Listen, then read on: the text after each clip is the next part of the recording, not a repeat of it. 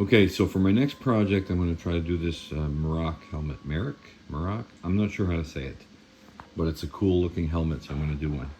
So in this video, I just want to go through the whole process all at one time, so anybody just watching this video as the first one of my videos they watch would understand.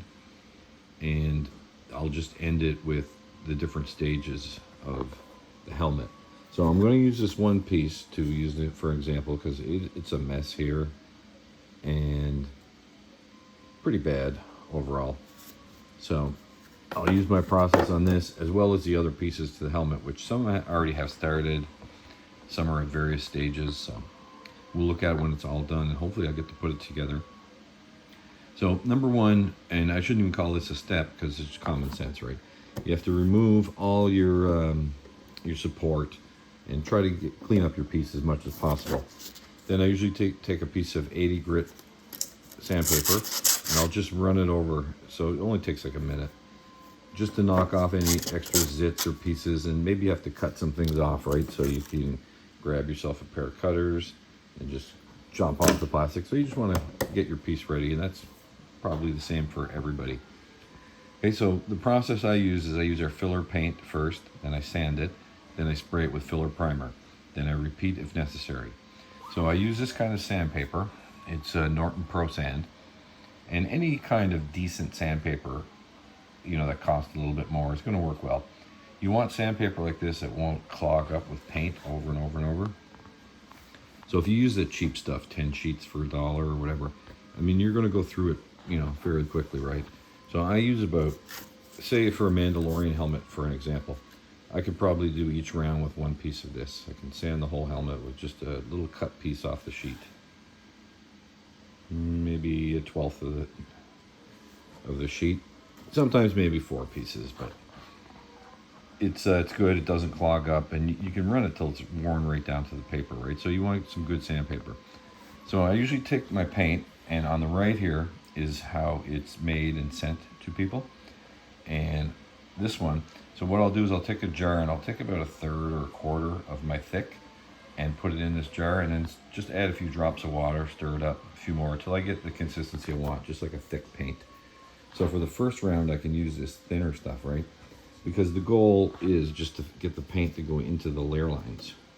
I'm not trying to like cover this with an inch of paint, right? Filler paint. So sometimes even the second round, I can use the thinner stuff too. And it saves on paint, right? You create more paint when you add the water to it, and you use less to cover the helmet. I'm actually going to grab my brush here in a minute and see if we can see the difference. I doubt we're going to see it on camera, but maybe. Okay, so I'll paint it with our paint. That's how I divide it up, add some water, and I keep the thick stuff. So when you got heavy stepping, like on the top right here, I'll use the thick, especially on the second round. And when it's not, you can just use the thin. Also, if you're gluing 2 pieces together and have a gap, right, you can use the thicker paint on the right here to fill the gap. So I like to kind of have both, and they're both made from the same one. So let me grab a brush and see if we can see the difference in the, okay, I guess that brush would be okay. So this is kind of a smaller brush. I would use one about 3-4 times the size of that to do something like this, but for our little test, I'm gonna try, see if we can hold the iPad and do this. So I'm gonna grab some of the thicker paint and throw it on right here. So I'm not sure how well that's gonna show up. Okay, so I'm gonna wash my brush off and grab some of the thinner stuff, and I'll put it right up here. So you should be able to see the difference, how that smooths on, and one is so much thinner than the other. Now, I haven't gone over this with 80 grit paper yet, so I should have. But hopefully you can see the difference, how thick it goes on.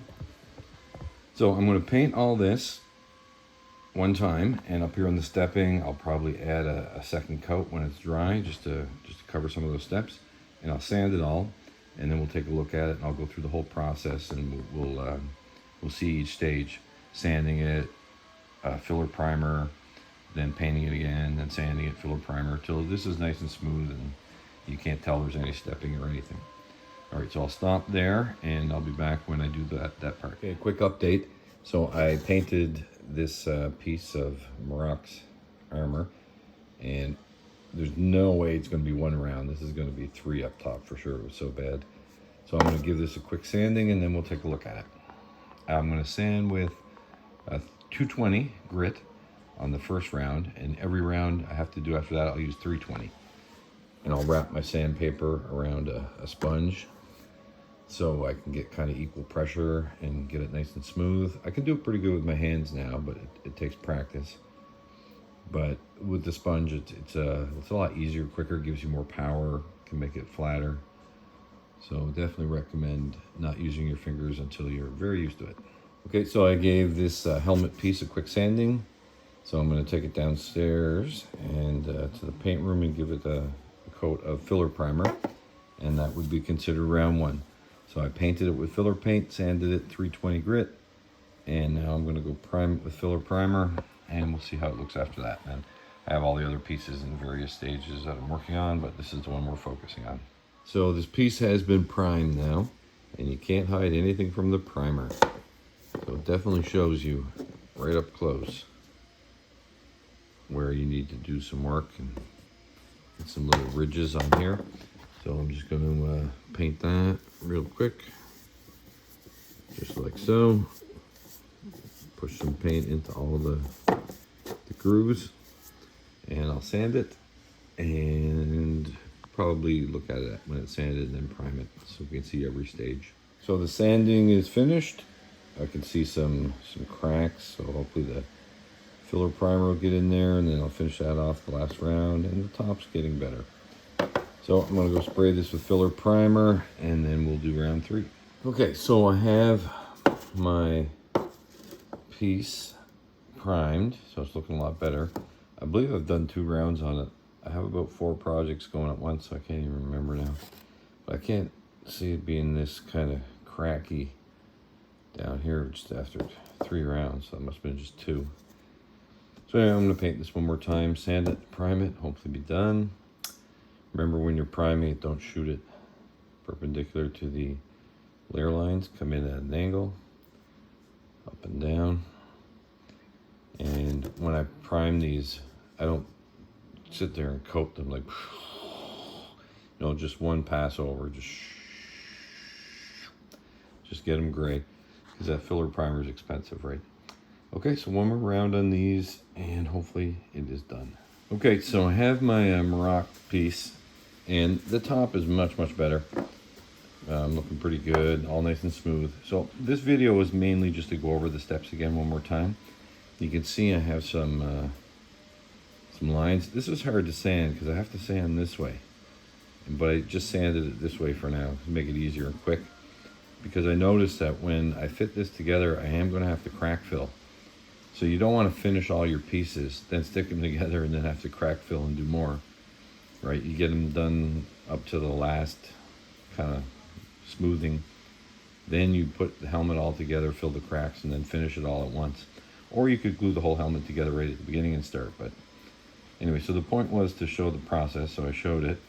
So I'm going to put this helmet all together and finish smoothing it everywhere, the whole helmet, fill the cracks, and then I'll put that up as a separate video. So I'm going to end this one here.